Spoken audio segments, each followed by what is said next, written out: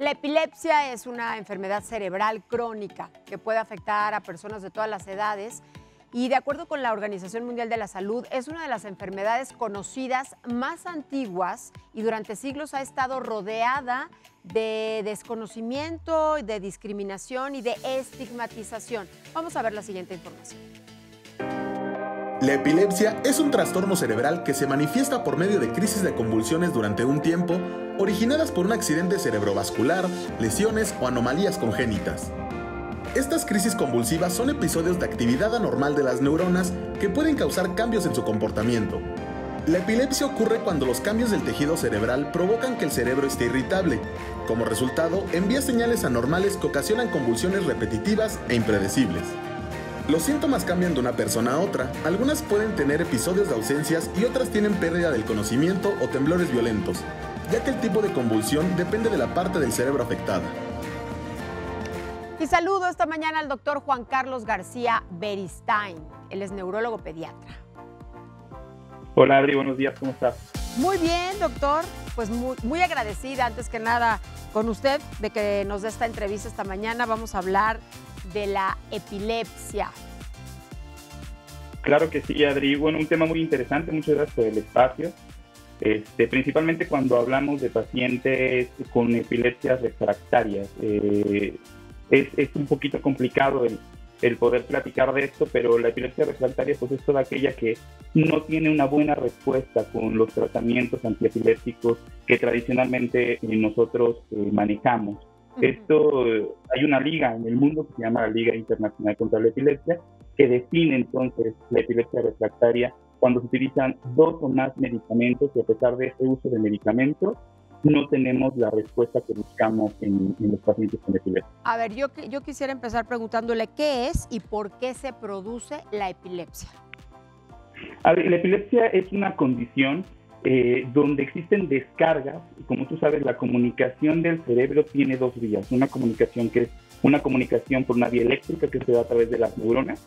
Las neuronas conducen electricidad y también conducen información a través de sustancias químicas que se llaman neurotransmisores.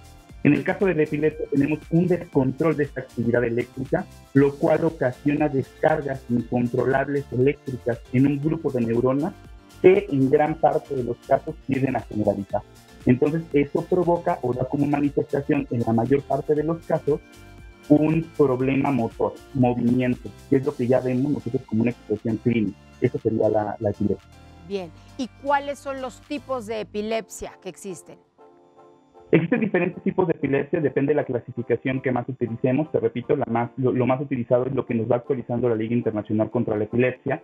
En este caso, la Liga nos dice que podemos tener epilepsias de tipo focal. Eso significa que hay un cierto grupo de neuronas en específico que están descargando estas descargas eléctricas de las cuales comentamos, o bien tenemos epilepsias más generalizadas. Eso significa que hay grandes grupos de neuronas por diferentes partes del cerebro, en los 2 hemisferios, tanto en el derecho como en el lado izquierdo, y eso da las manifestaciones clínicas. Eso podría ser una manera de clasificarlo. Y la otra también por grupos de edad. Nosotros en la parte de neurología pediátrica nos enfrentamos mucho a pacientes que empiezan a tener crisis convulsivas desde que nacen o a los pocos meses de vida, y eso se condiciona en algo que se llama encefalopatía epiléptica. ¿Eso qué significa? Que los pacientes viven con descargas descontroladas prácticamente durante la mayor parte de la vida, y entonces es donde se convierte en un reto bien importante.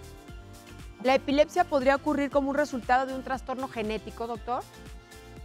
Por supuesto, la epilepsia, además de todo el abordaje que se hace actualmente para el tratamiento incluso de diferentes tipos de epilepsia, el apoyo genético se está convirtiendo en una situación fundamental, ya que dependiendo de algunos genes o de alguna alteración en algunos genes, podríamos identificar el tipo de epilepsia del cual estamos tratando. Pero no solamente eso, sino podríamos identificar qué medicamentos podrían funcionarle mucho mejor a este paciente. Entonces entramos a un término que ahora se llama farmacogenómica.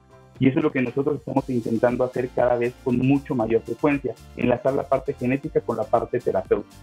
¿La epilepsia tiene cura o no tiene cura, doctor? Mira, depende mucho del tipo de epilepsia. Eso se va a definir, ¿no? Dependiendo del tipo de crisis que va presentando el niño y además de eso, con los estudios que vamos realizando, ¿no? En este caso, el electroencefalograma, que es un estudio precisamente que nos permite medir, por decirlo de alguna manera, la actividad eléctrica cerebral en los cerebros de los pequeños.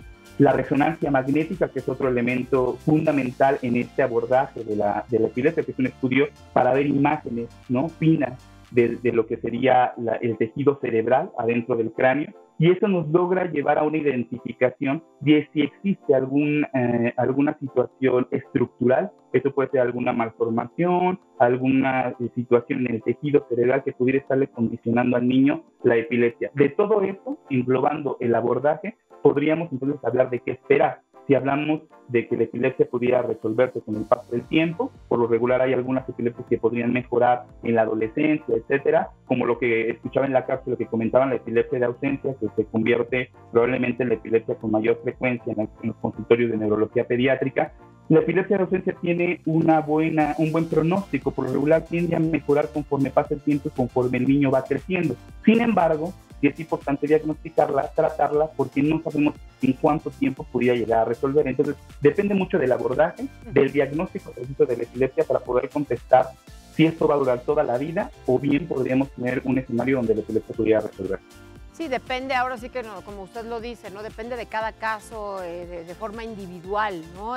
Para también definir el tratamiento que se le va a dar al paciente con epilepsia.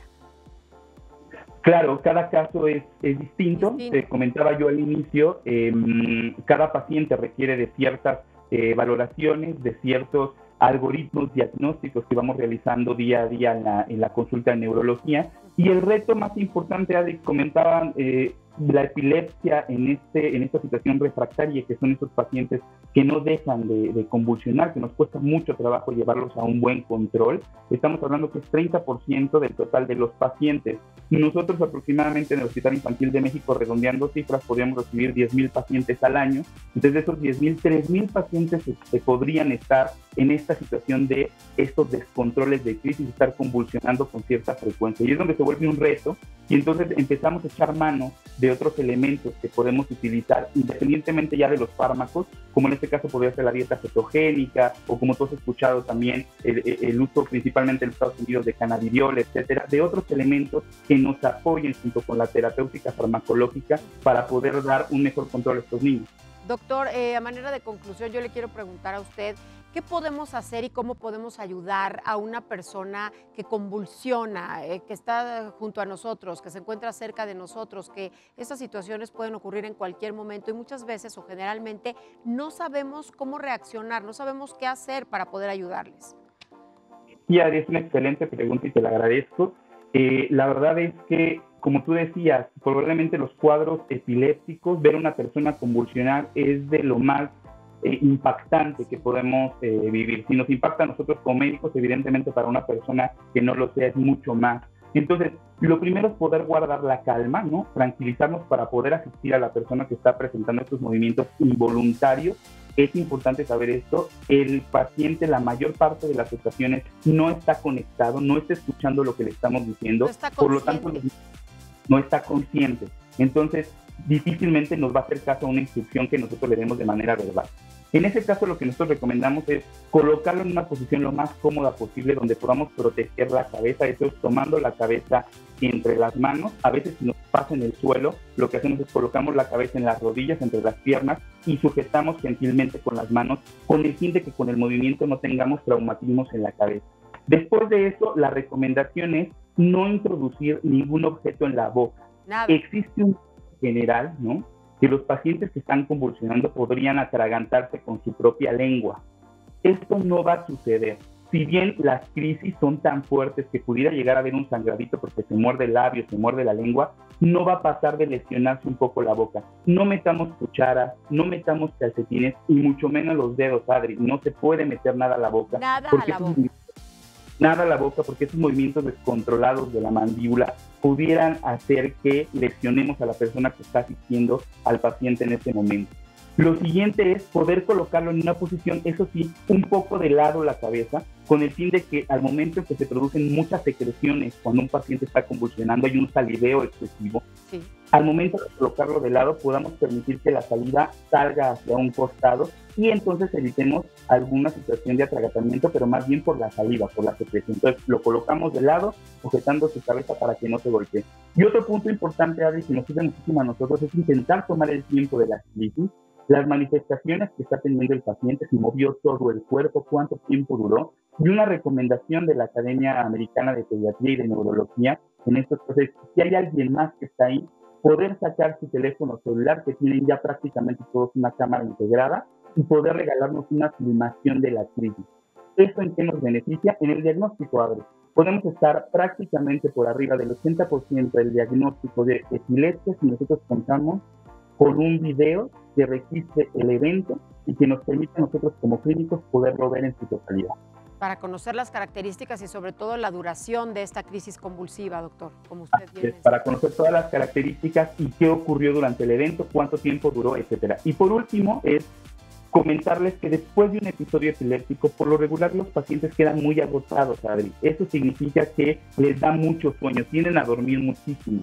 Entonces, por miedo, ¿no? Y también es otra creencia que tenemos la gente de manera general, que no debemos de dejar dormir a los pacientes después de una crisis, ¿no? Y lo que procuramos es que no se duerma hasta que lo revise el médico, que no se duerma. ¿Sí? En el caso de los pacientes después de una crisis convulsiva, ellos van a tender a descansar, a dormir, y el sueño es natural, es normal. Es el mecanismo que tiene el cerebro de manera natural para darle reset, ¿no? A todo esto que sucedió, entrar en un episodio de reposo y poder regresar lo más pronto a la normalidad.